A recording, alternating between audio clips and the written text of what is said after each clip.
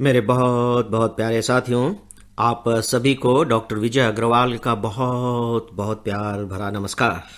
Friends, आज 4 जनवरी 2021 है और आज के इस AFEIS के लाइफ मैनेजमेंट में मैं आप सभी का हार्दिक रूप से स्वागत करता हूं और बहुत बहुत आत्मीय वंदन भी करता हूं। पहली बार मैं आप सबके सामने 2021 शब्द का उच्चारण करते हुए हाजिर हुआ हूं। दोस्तों, बीच के इन 3 दिनों के बीच हम लोगों की आपस में बातचीत नहीं हो सकी है, लेकिन आप सबको मैंने पहले ही अपनी शुभकामनाएं प्रेषित कर दी थीं और आप लोगों की ओर से भी ढेर सारी शुभकामनाएं एकेडमी की मेरी पूरी टीम के लिए, मेरी पत्नी प्रीति अग्रवाल के लिए और मुझे भी प्राप्त हुई है। तो सबसे पहले तो मैं एकेडमी की अपनी पूरी टीम की ओर से, अपनी पत्नी प्रीति अग्रवाल की ओर से और अपनी ओर से आप सबके प्रति इस बात के लिए आभार व्यक्त करता हूं कि आप सब सही मायने में एकेडमी को इतना चाहते हैं, एकेडमी से इतना जुड़े हुए हैं और हम लोगों के स्वास्थ्य की कामना करते हैं ताकि लंबे समय तक हम लोग सक्रिय रह सकें। दोस्तों, मैं अपनी एकेडमी की ओर से आप सबके भी बेहतर स्वास्थ्य की अनंत कामनाएं करता हूं। खासकर स्वास्थ्य की कामनाओं की बात मैं इसलिए कर रहा हूं फ्रेंड्स कि अगर हमें अपनी जिंदगी में कुछ भी करना है, कुछ भी पाना है और जो कुछ भी हमने किया है और पाया है उसको एंजॉय करना है, तो स्वास्थ्य उसकी पहली शर्त होती है। वर्ष 2020 ने हमें स्वास्थ्य के महत्व से बहुत अच्छे तरीके से परिचित करा दिया है और परिचय ही नहीं कराया है, बल्कि सच पूछे तो हमें काफी कुछ डरा भी दिया है।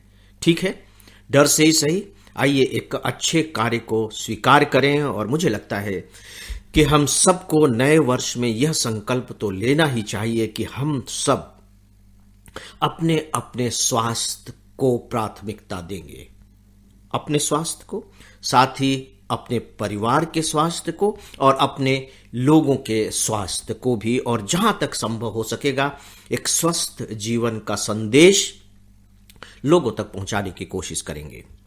फ्रेंड्स, ये जो लाइफ मैनेजमेंट है, मैं समझता हूं कि ये स्वस्थ जीवन की दिशा में ही किया जाने वाला एक बहुत ही छोटा सा प्रयास है। कम से कम मानसिक स्थिति कैसी होनी चाहिए, हम अपने जीवन को कैसे समझें, अपने जीवन के बारे में कैसे सही निर्णय लें, अपने जीवन के द्वंद्व दुखों से कैसे छुटकारा पा सकें, बेवजह की परेशानियों से, बेवजह के तनाव से अपने आप को बचा सकें, इसी एक छोटे से उद्देश्य को लेकर के ये लाइफ मैनेजमेंट आप लोगों के सामने पेश किया जाता है।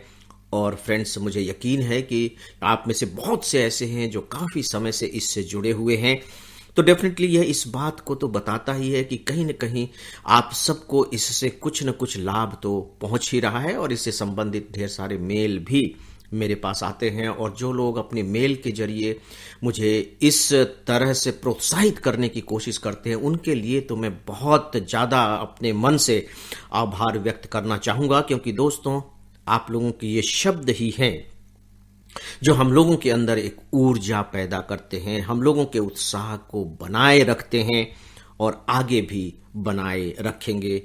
मुझे इस बात का पक्का यकीन है। तो फ्रेंड्स, आइए अब शुरुआत करते हैं आज के विषय की। आज का विषय क्या है? इनफैक्ट पिछले कई दिनों से जिन विषयों पर मैं बात करते आ रहा हूं उसी का ये अगला संस्करण है और हम लोग अभी बात कर रहे हैं अपनी इच्छाओं के बारे में, अपनी इच्छाओं को समझने के बारे में, अपनी क्षमताओं को समझने के बारे में। ढेर सारी बातें इसके बारे में हुई हैं। दोस्तों, आज उसका एक जो नया रूप है उससे मैं आपका परिचय कराना चाहूंगा और ये जानते हुए भी मैं आप सबसे इसका परिचय कराना चाह रहा हूं कि आप सब मेरी इस बात को शायद ही स्वीकार करें। उसका कारण यह है कि मैं जो बात कहने जा रहा हूं यह बात कही नहीं जाती है। यूं कह लीजिए कि इसके विरोध में आप सबसे बात बताई जाती है और चूंकि उन बातों का आपके मस्तिष्क पर बहुत गहरा प्रभाव है और वो आपको अच्छी भी लगती हैं और नो डाउट कि वो बातें गलत नहीं हैं, जो बताई गई हैं वो बातें बिल्कुल भी गलत नहीं हैं, लेकिन सवाल ये उठता है कि अगर कोई चीज सही है तो वो व्यावहारिक कितनी है, यह भी मायने रखता है, क्योंकि अगर कोई चीज सही है लेकिन वह व्यावहारिक नहीं है या बहुत कम व्यावहारिक है तो हमारे लिए एक संकट खड़ा हो जाता है। फिर हम एक दूसरी समानांतर व्यवस्था क्या करें? और हमें समानांतर व्यवस्था की जरूरत है, क्योंकि हम यूं ही जिंदगी नहीं गुजार सकते। बिना कुछ किए हमारी जिंदगी आगे नहीं चल सकती। हमें करने के लिए कुछ ना कुछ तो चाहिए। तो दोस्तों, फिर वो समानांतर व्यवस्था क्या हो सकती है? हम क्या करें? हम सबसे ये कहा गया और कहा जाता है, और सही ही कहा जाता है, कि अपने मन का काम कीजिए। अपने मन का काम कीजिए। इस पर हम लोग बात कर चुके हैं, और आप इसके बारे में मैं पूरे यकीन के साथ कह सकता हूं कि मुझसे भी ज्यादा जानते हैं, मुझसे भी ज्यादा जानते ही नहीं है, बल्कि सच पूछिए तो बहुत गहरे रूप में अनुभव भी करते हैं, क्योंकि आप सब इस वक्त के लोग हैं।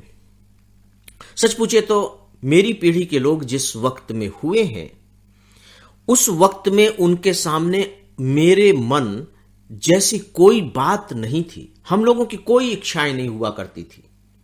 जो इच्छा होती थी वो परिवार की इच्छा होती थी। भोजन जो बन गया, आपको वही भोजन करना है। आप नई नखरे नहीं दिखा सकते थे। जो कपड़े खरीद कर ला दिए गए, आपको वही कपड़े पहनने हैं, बस दैट्स ऑल। आपकी कोई चॉइस नहीं है कि आप अपने पसंद के कपड़े खरीदेंगे। कोई चीज आपके अपने पसंद की थी ही नहीं। तो क्या लगता है कि हम लोगों का जीवन बहुत बेकार जीवन रहा, या बहुत असफल जीवन रहा, या हम लोगों ने कुछ भी नहीं किया, हमारी पीढ़ी यूं ही चली गई? देखिए, आज आपको दुनिया जिस रूप में दिखाई दे रही है और जिसे आप एंजॉय कर रहे हैं, चाहे वो साइंस का फील्ड हो, इकोनॉमिक्स का फील्ड हो, जो भी फील्ड हो, वो किसने बनाई है? ऐसा मैं नहीं कह रहा हूं कि हमारी ही पीढ़ी के लोगों ने उसे बनाया है। इससे भी पीछे की पीढ़ी के लोग बनाते चले आ रहे हैं, और वो जो हमारे पीछे के पीढ़ी के लोग हैं, हमसे भी पुरानी पीढ़ी के लोग हैं, उनके अपने मन का तो और भी कोई सवाल नहीं था। कुछ भी अपने मन का आप नहीं कर सकते थे। न नौकरी कर सकते थे, न बिजनेस कर सकते थे, न अपना जीवन साथी चुन सकते थे। कुछ भी तो नहीं कर सकते थे। लेकिन क्या उन्होंने कुछ नहीं किया? आपको बिल्कुल अंधेरे में छोड़ दिया है, बिल्कुल अकेले छोड़ दिया है? आप बताइए। इस पर आपको विचार करना चाहिए कि वो कौन लोग थे, कैसे लोग थे, कैसा समय था, कैसे वो करते थे कि अपनी इच्छा कुछ भी नहीं है, इसके बावजूद भी उन्होंने इस तरह की दुनिया तो आपको सौंपी है, और आपको इसे और बेहतर बनाना है, और आप इसे बेहतर बनाएंगे। तो दोस्तों, वो कौन सा मैकेनिज्म होता है, इसे हम समझने की कोशिश करेंगे। इसे हम कल समझेंगे। आज वक्त समाप्त हो चुका है। तो दोस्तों, मैं अब आप सबसे एक विनम्र अनुरोध के साथ इजाजत चाहूंगा, और वो अनुरोध इस रूप में कि मैंने कहा कि हम इस नए वर्ष को एक स्वास्थ्य का वर्ष बनाते हैं। अपने अपने स्वास्थ्य का वर्ष, और अपने अपने स्वास्थ्य का वर्ष मतलब एक स्वस्थ समाज का वर्ष, एक स्वस्थ राष्ट्र का वर्ष, एक स्वस्थ विश्व का वर्ष। अपने तक सीमित मत रखिए।